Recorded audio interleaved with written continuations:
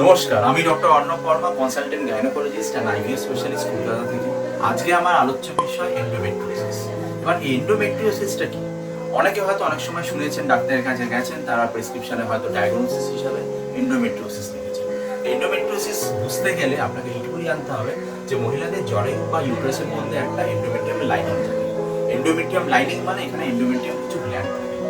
মস্তিষ্ক থেকে মানে ব্রেন থেকে কিছু হরমোন নিঃসরণ হয়, যেরকম মহিলাদের ক্ষেত্রে ইস্ট্রোজেন এবং প্রোজেস্টেরন, সেগুলো এন্ডোমেট্রিয়াম গ্ল্যান্ডগুলোর উপর কাজ করে এন্ডোমেট্রিয়াম গ্ল্যান্ডগুলো বড় করে। শীতকালে যেমন গাছের পাতা ঝরে যায় আবার নতুন করে গাছের পাতা আসে, সেরকমই মহিলাদের ঋতুচক্রের সাথে সাথে এটাও জড়িত। মানে এই এন্ডোমেট্রিয়াম গ্ল্যান্ডগুলো বড় হয় এবং মাসিকের সময় এই এন্ডোমেট্রিয়াম গ্ল্যান্ডগুলোকে রাপচার করে যেই কোনা কোনা ব্লাডগুলো বেরোয়, সেই একত্রিত রক্ত মাসিকের ব্লিডিং হয়, বাইরে বেরিয়ে যায়।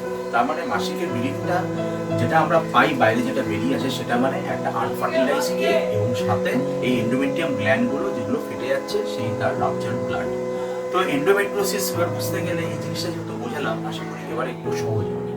এই এন্ডোমেট্রিয়াম গ্ল্যান্ডগুলো বেশিরভাগ ক্ষেত্রে জ্বরের মধ্যে থাকার কথা। অনেক সময় জ্বরের বাইরেও এই এন্ডোমেট্রিয়াম গ্ল্যান্ডগুলো থাকতে পারে।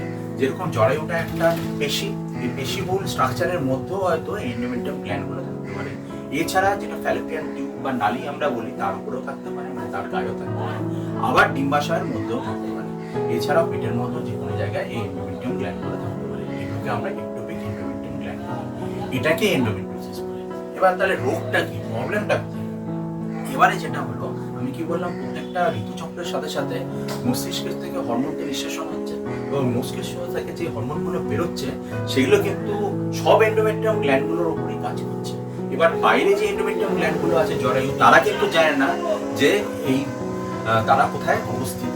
সুতরাং সবাই একসাথে বড় হচ্ছে এবং সবাই যথাসময়ে ফাটছে, ফেটে রক্তটাও বেরোচ্ছে। এবার যেগুলো জরায়ুর মধ্যে আছে, সেই রক্তটা গেল আপনার মেনস্ট্রুয়াল ব্লাডের মতো জিনিসটা বাইরে বেরিয়ে আসছে, কিন্তু যেই সমস্ত এন্ডোমেট্রিয়াম গ্ল্যান্ডগুলো ফেটে রক্তটা বেরোচ্ছে পেটের ভেতর, সেগুলো বোঝা যাচ্ছে। বডির একটা ইমিউনিটি আছে, তার মানে তারা নিজেদের একটা রোগ প্রতিরোধ ক্ষমতা আছে। সেগুলো কি করে বডি, যেই ছোট ছোট ব্লাডের কণাগুলো বেরোয়, সেগুলোকে নিজেই অ্যাবজর্ব করে নেয়। এবারে নেক্সট হচ্ছে প্রশ্ন, তাহলে যেগুলো ধরুন ডিম্বাশয়ের মধ্যে আছে, সেগুলো কি? ডিম্বাশয়ের মধ্যে যেগুলো আছে সেগুলো প্রবলেম নেই, কারণ কি হচ্ছে, ডিম্বাশয়টা একটা কাভার্ড স্ট্রাকচার, উপরে একটা এনভালপ আছে, মানে যে কোনো ব্লাড বাইরে সচরাচর ফাট করে বেরোতে পারে। তার মানে এই ব্লাডগুলো জমতে থাকে, প্রত্যেকটা মাসিক চক্রের প্রত্যেকটা মাসে মাসে অল্প করে ব্লাড জমা হচ্ছে, এগুলো একটা সিস্ট তৈরি করে। এই কালো লালচে মতন রক্তটা আস্তে আস্তে কালো হয়, সেখান থেকে একটুখানি ইনফেকশনের জন্য বাদামি হয়ে যায়। এখানে যেহেতু এটা বাদামি হয়ে যায়, অনেকটা চকলেটে কালার করে, এই জন্য এটাকে অনেক সময় চকলেট সিস্ট বলে। এটা অ্যাকচুয়ালি এন্ডোমেট্রিয়াম, মানে এটা যদি আমরা অপারেশন করে বার করি, যে লিকুইডটা ওটা চকলেট কালারের। এবারে নেক্সট আসি, যেগুলো ফ্যালোপিয়ান টিউবের ওপর যেগুলো আছে এন্ডোমেট্রিয়াম গ্ল্যান্ড, সেগুলোর কি হয়? এই ফ্যালোপিয়ান টিউবের উপরে যে এন্ডোমেট্রিয়াম গ্ল্যান্ডগুলো আছে, সেগুলো ফাটছে, সেখান থেকে ব্লাড বেরোচ্ছে, সেখানে ফাইব্রোসিস হয়। এগুলো পরে অ্যাডিশনে কাজ করে, মানে সবকিছু নাড়িভুড়ি সবকিছু জড়িয়ে যায় এগুলোর জন্য।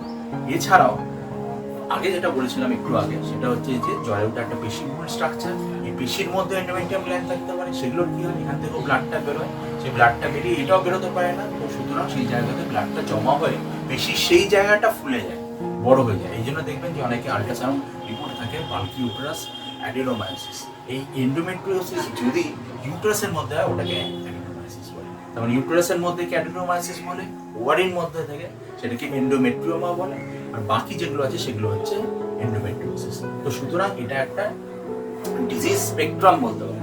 এতে কি হয়, এবার তো বুঝলাম যে আমরা এন্ডোমেট্রিওসিস কাকে বলে, তো হয় কি বা প্রবলেম কি?